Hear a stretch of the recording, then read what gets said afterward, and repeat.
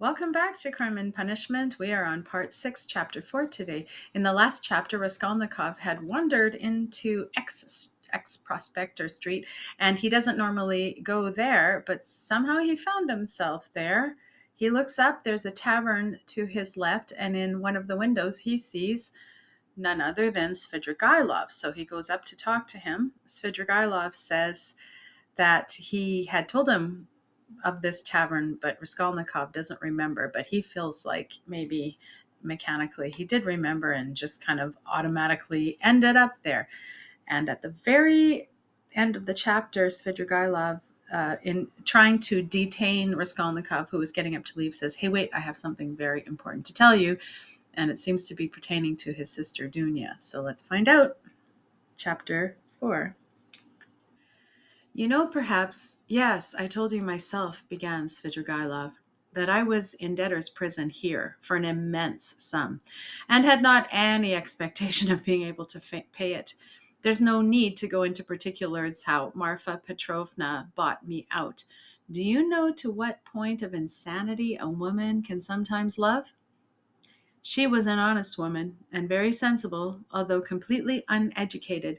Would you believe that this honest and jealous woman, after many scenes of hysterics and reproaches, condescended to enter into a kind of contract with me, which she kept throughout our married life?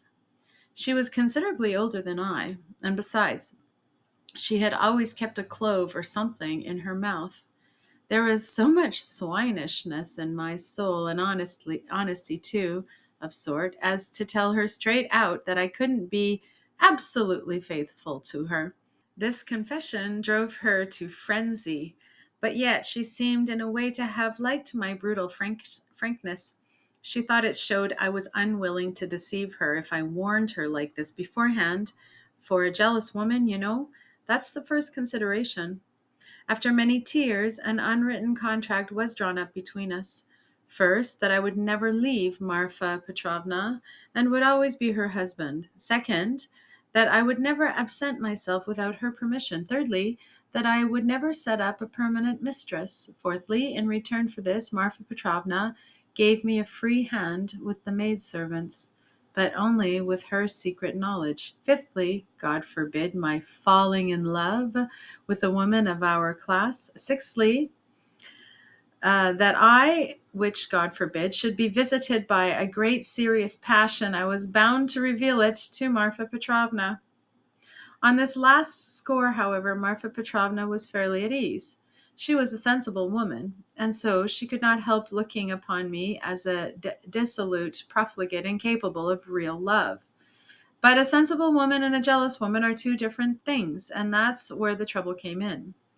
But to judge some people impartially, we must renounce certain preconceived opinions and our habitual attitude to the ordinary people about us. I have reason to have faith in your judgment rather than in anyone's. Perhaps you have already heard a great deal was ridiculous and absurd about Marfa Petrovna. She certainly had some very ridiculous ways, but I'll tell you frankly that I feel really sorry for the innumerable woes of which I was the cause. Well, and that's enough. I think, by way of a decorous oraison funèbre, funeral oration, for the most tender wife of the most tender husband, when we quarreled, I usually held my tongue and did not irritate her, and that gentlemanly conduct rarely failed to attain its object. It influenced her, it pleased her indeed. These were times when she was positively proud of me, but your sister she couldn't put up with. Anyway, and however she came to risk taking such a beautiful creature into her house as a governess, my explanation is that Marfa Petrovna was an ardent and impressionable woman and simply fell in love herself, literally fell in love with your sister. Well, little wonder. Look at Avdotya Romanovna. I saw the danger at first glance. And what do you think? I resolved not to look at her even. But Avdotya Romanovna herself made the first step. Would you believe it? Would you believe it, too, that Marfa Petrovna was positively angry with me at first for my persistent silence about your sister, and for my careless reception of her continual adoring phrases of Avdotya Romanovna. I don't know what it is she wanted. Well, of course, Marfa Petrovna told Avdotya Romanovna every detail about me. She had the unfortunate habit of telling literally every one of your family secrets, of all our family secrets, and continually complaining of me. How could she fail to confide in such a delightful new friend? I expect they talked of nothing else but me, and no doubt Avdotya Romanovna heard all those dark, mysterious rumors that were current about me. I don't mind betting that you too have heard something of that sort already. I have. Luzhin charged you with having caused the death of a child. Is that true? Don't refer to those vulgar tales, I beg, said Svidrigaïlov with disgust and annoyance. If you insist on wanting to know about all that idiocy, I will tell you one day. But now, I was told too about some footman of yours in the country whom you treated badly. I beg you to drop the subject, Svidrigaïlov interrupted again, with obvious impatience. Was that the footman who came to you after death to fill your pipe? That you've told me about it yourself? Raskolnikov felt more and more irritated. Svidrigaïlov looked at him attentively, and Raskolnikov fancied he caught a flash of spiteful mockery in that look. But Svidrigaïlov restrained himself and answered very civilly. Yes, it was. I see that you, too, are extremely interested, and shall feel it my duty to satisfy your curiosity at the first opportunity. Upon my soul, I see that I really might pass for a romantic figure with some people. Judge how grateful I must be to Marfa Petrovna for having repeated to Avdotya Romanovna such mysterious and interesting gossip about me. I dare not guess what impression it made upon her, but in any case, it worked in my interests. With all Avdotya Romanovna's natural aversion, and in spite of my invariably gloomy and repellent aspect, she did at least feel pity for me. Pity for a lost soul. And if once a girl's heart is moved to pity, it is more dangerous than anything.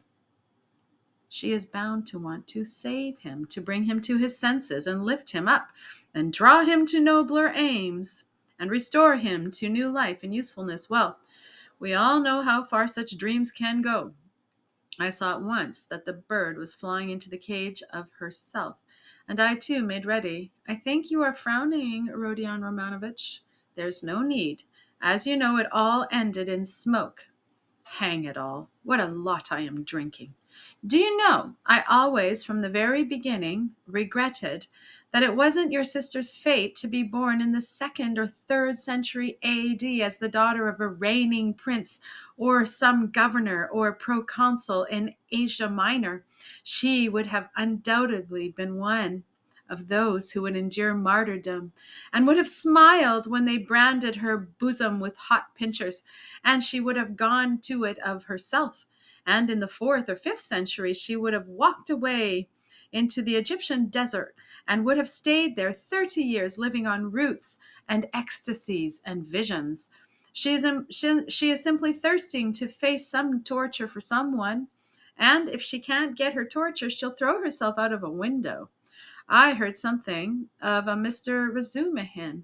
He's said to be a sensible fellow. His surname suggests it, indeed. He's probably a divinity student. Well, he'd better look after your sister.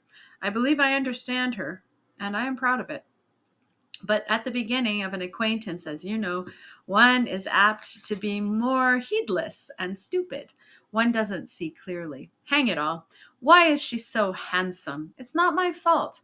In fact, it began on my side in a most irresistible physical desire, with a most irresistible physical desire. Avdotya Romanovna is awfully chaste, incredibly and phenomenally so. Take note. I tell you this about your sister as a fact. She is almost morbidly chaste, in spite of her broad intelligence, and it will stand in her way. There happened to be a girl in the house then, Parasha, a black-eyed wench, whom I had never seen before. She had just come from another village, very pretty and incredibly stupid. She burst into tears, wailed so that she could be heard all over the place, and caused scandal. One day after dinner, Avdotya Romanovna followed me into an avenue in the garden with and with flashing eyes insisted on my leaving poor Parasha alone. It was almost our first conversation by ourselves. I, of course, was only too pleased to obey her wishes, tried to appear disconcerted, embarrassed, in fact, played my part not badly. Then came interviews, mysterious conversations, exhortations, entreaties, supplications, even tears. Would you believe it? Even tears. Think what the passion for propaganda will bring some girls to. I, of course, threw it all on my destiny, posed as hungering and thirsting for light, and finally restored to the most powerful weapon in the subjugation of the female heart, a weapon which never fails one. It's the well-known resource, flattery. Nothing in the world is harder than speaking the truth, and nothing is easier than flattery. If there's 100th part of the false note in speaking the truth, it leads to a discord, and that leads to trouble. But if at all to the last note is false in flattery, it is just as agreeable and is heard not without satisfaction. It may be a coarse satisfaction, but still a satisfaction. And however coarse the flattery, at least half will be sure to seem true. That's so for all stages of development and classes of society. A vestal virgin may be seduced by flattery. I can never remember without laughter how I once seduced a lady who was devoted to her husband, her children, and to her principles. What fun it was, and how little trouble! And the lady really had principles. Of her own, anyway. All my tactics lay in simply being utterly annihilated and prostrate before her purity. I flattered her shamelessly, and soon I had succeeded in getting a pressure of the hand, even a glance from her. I could reproach myself for having snatched it by force, and would declare that she had resisted, so that I could never have gained anything but for my being so unprincipled. I maintained that she was so innocent that she could not foresee my treachery, and yielded to me unconsciously, unawares, and so on. In fact, I triumphed, while my lady remained firmly convinced that she was innocent, chaste, and faithful to all her duties and obligations, and had succumbed quite by accident. And how angry she was with me when I explained to her at last that it was my sincere conviction that she was just as eager as I. Oh, poor Marfa Petrovna was awfully weak on the side of flattery, and if I had only cared to, I might have had all her property settled on me during her lifetime. I'm drinking an awful lot of wine now and talking too much. I hope you won't be angry if I mention now that I was beginning to produce the same effect on Avdotya Romanovna. But I was stupid and impatient and spoiled it all.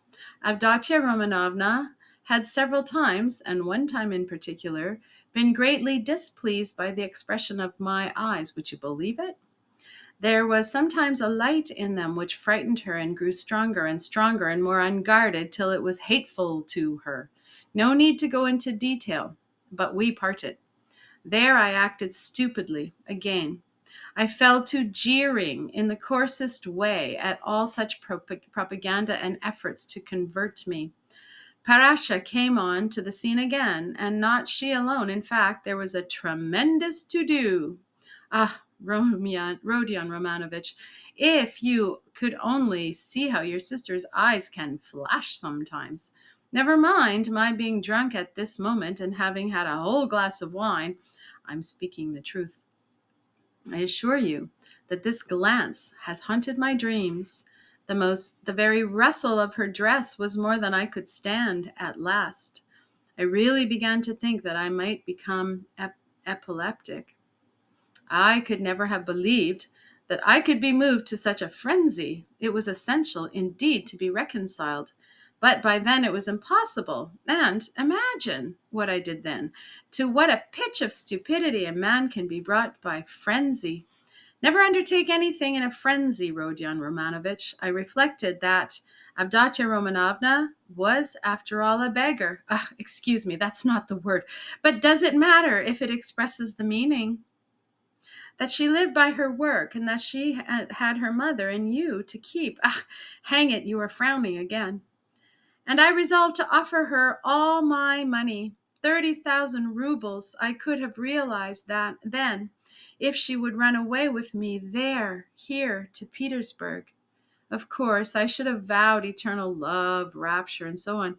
Do you know, I was so wild about her at the time that if she had told me to poison Marfa Petrovna or to cut her throat and to marry herself, it would have been done at once. But it ended in the catastrophe of which you know already. You can fancy how frantic I was when I heard that Marfa Petrovna had got hold of that scoundrelly attorney Luzhin and had also almost made a match between them, which would really have been just the same thing as I was proposing, wouldn't it? Wouldn't it? I notice that you've begun to be very attentive. You, interesting young man. Svidrigaïlov struck the table with his fist impatiently. He was flushed. Raskolnikov saw clearly that the glass and a half of champagne that he had sipped almost unconsciously was affecting him, and he resolved to take advantage of the opportunity. He felt very suspicious of Svidrigaïlov. Well, after what you have said, I'm fully convinced that you have come to Petersburg with designs on my sister, he said directly to Svidrigaïlov in order to irritate him further. Oh, nonsense, said Svidrigaïlov, seeming to rouse himself. Why, I told you. Besides, your sister can't endure me. Yes, I'm certain that she can't, but that's not the point. Are you so sure that she can't? Svidrigaïlov screwed up his eyes and smiled mockingly. You are right, she doesn't love me. But you can never be sure what has passed between husband and wife or lover and mistress. There's always a little corner which remains a secret to the world and is only known between those two. Will you answer for it that Avdotya Romanovna regarded me with aversion? From the words you've dropped, I notice that you still have designs, and of course evil ones, on Dounia, and mean to carry them out promptly. Well, what? Have I dropped words like that?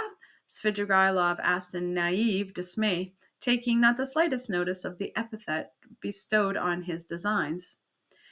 Why are you dropping them even now? Why are you so frightened? What are you so afraid of now? Me? Afraid? Afraid of you?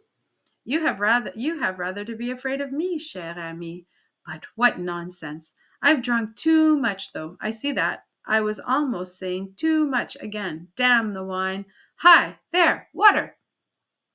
He snatched up the champagne bottle and flung it without ceremony out of the window. Philip brought the water.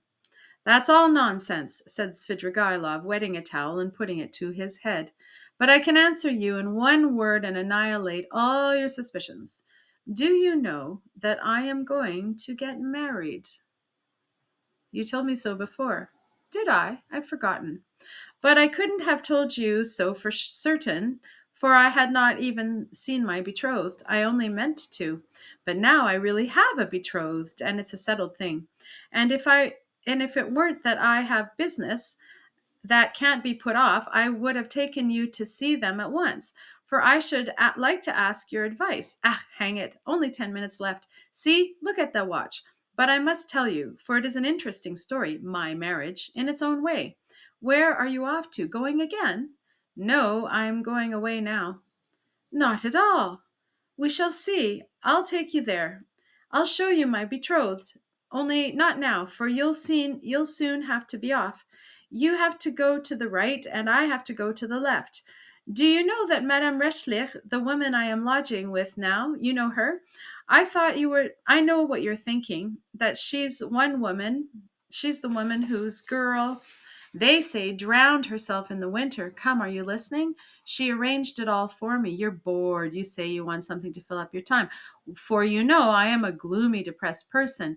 Do you think I am lighthearted? Nope, I'm gloomy. I do no harm, but I sit in the corner without speaking a word for 3 days at a time. And that Reschlich is a sly hussy. I tell you, I know what she has got in her mind. She thinks I shall get sick of it, abandon my wife, and depart. And she'll get hold of her and make a profit out of her in our class, of course, or higher. She told me the father was a broken down retired official who has been sitting in a chair for the last 3 years with his legs paralyzed. The mama, she said, was a sensible woman. There is also a son serving in the provinces, but he doesn't help.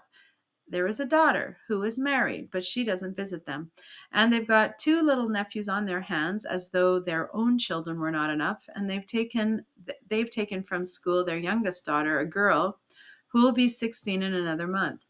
So that then she can be married. She was for me. We went there. How funny it was. I present myself a landowner, a widower, a well known name with connections, with a fortune.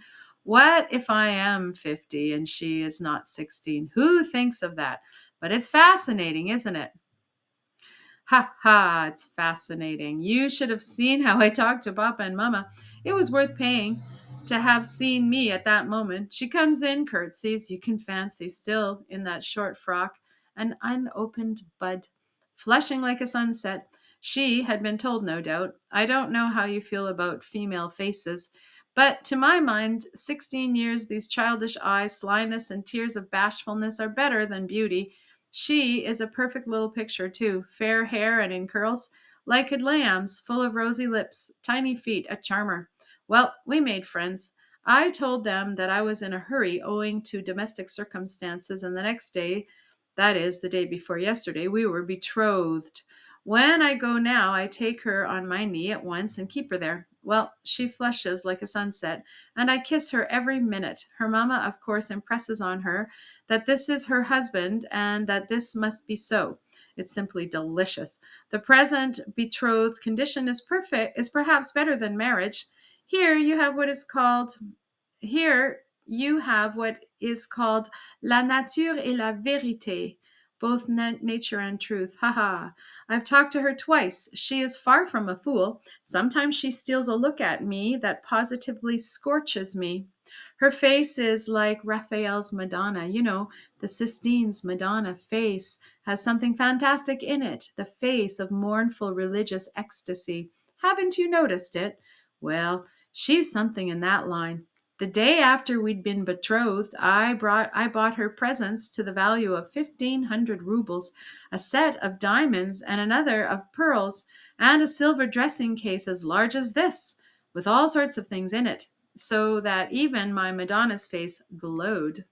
I sat her on my knee yesterday, and I suppose rather too unceremoniously she flushed crimson, and the tears started. But she didn't want to show it. We were left alone. She suddenly flung herself on my neck for the first time of her own accord, put her little arms around me, kissed me, and vowed that she would be an obedient, faithful, and good wife, and would make me happy, and would devote all her life, every minute of her life, would sacrifice everything, everything, and that all she asks in return is my respect, and that she wants nothing, nothing more from me, no presents. You'll admit that to hear such a confession alone from an angel of 16 in a muslin frock, with little curls and a flush of maiden shyness in her cheeks, and tears of enthusiasm in her eyes, is rather fascinating. Isn't it fascinating? It's worth paying for, isn't it? Well, listen, we'll go to see my betrothed, only not just now. The fact is, this monstrous difference in age and development excites your sensuality. Will you really make such a marriage? Why, of course. Everyone thinks of himself, and he lives most gaily who knows best how to deceive himself. Ha ha! But why are you so keen about a virtue? Have mercy on me, my good friend. I am a sinful man. Ha ha ha. But you have provided for the children of Katerina Ivanovna, though you had your own reasons. I understand it all now. I am always fond of children, very fond of them, laughed Svidrigaïlov. I can tell you one curious instance of it. The first day I came here, I visited various haunts. After 7 years, I simply rushed at them. You probably noticed that I am not in a hurry to renew acquaintance with my old friends. I shall do without them as long as I can. Do you know when I was with Marfa Petrovna in the country, I was haunted by the thoughts of these places where anyone who knows his way about can find a great deal. Yes, upon my soul. The peasants have vodka. The educated people, shut out from activity, waste themselves in impossible dreams and visions and are crippled by theories. Jews have sprung up and are amassing money, and all the rest give themselves up over to debauchery. From the first hour the town reeked of its familiar odors. I chanced to be in a frightful den. I like my dens dirty. It was a dance, so called. And there was a can such as I never saw in my day. Yes, there you have progress. All of a sudden, I saw a little girl of 13, nicely dressed, dancing with a specialist in that line. With another one, vis-a-vis, her mother was sitting on the chair by the wall.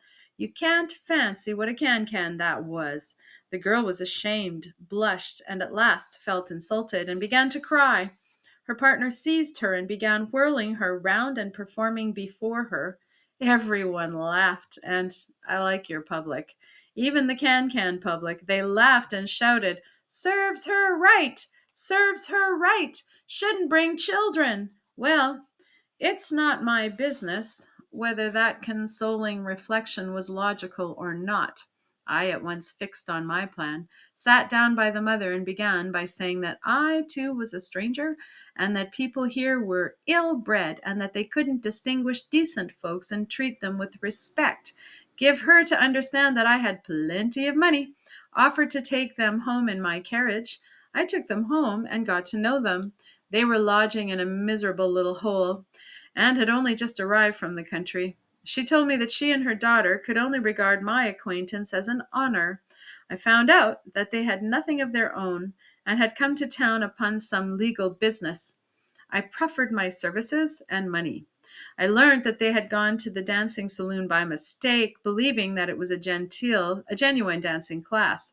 I offered to assist in the young girl's education in French and dancing. My offer was accepted with enthusiasm as an honor, and we are still friendly. If you like, we'll go and see them, only not just now. Stop! Enough of your vile, nasty anecdotes, depraved, vile, sensual man. Schiller. You are the regular Schiller. Oh, la vertu va-t-elle se nicher? So that's where the virtue has all settled down. But you know, I shall tell you these things on purpose, for the pleasure of hearing your outcries. For the pleasure of hearing your outcries. I dare say. I can see I am ridiculous myself, murmured Raskolnikov angrily. Svidrigaïlov laughed heartily. Finally, he called Philip, paid his bill, and began getting up. I say, but I am drunk. Assez causé, enough already, he said. It's been a pleasure. I should rather think it must be a pleasure, cried Raskolnikov, getting up. No doubt it is a pleasure for a worn-out profligate to describe such adventures with a monstrous project of the same sort in his mind, especially under such circumstances, and to such a man as me. It's stimulating. Well, if you come to that, Svidrigaïlov answered, scrutinizing Raskolnikov with some surprise, if you come to that, you are a thorough cynic yourself. You've plenty to make you so anyway. But you can understand a great deal, and you can do a great deal too. But enough. I sincerely regret not having had more talk with you, but I shan't lose sight of you. Only wait a bit. Svidrigaïlov walked out of the restaurant. Raskolnikov walked out after him. Svidrigaïlov was not, however, very drunk. The wine had affected him for a moment, but it was passing off every minute. He was preoccupied with something of importance and was frowning. He was apparently excited and uneasy in anticipation of something. His manner to Raskolnikov had changed during the last few minutes, and he was ruder and more sneering every moment. Raskolnikov noticed all this, and he too was uneasy. He became very suspicious of Svidrigaïlov and resolved to follow him. They came out to the pavement. You go to the right, and I to the left, or, if you like, the other way. Only adieu, mon plaisir, till we meet again. And he walked to the right towards the Haymarket. End of chapter 4.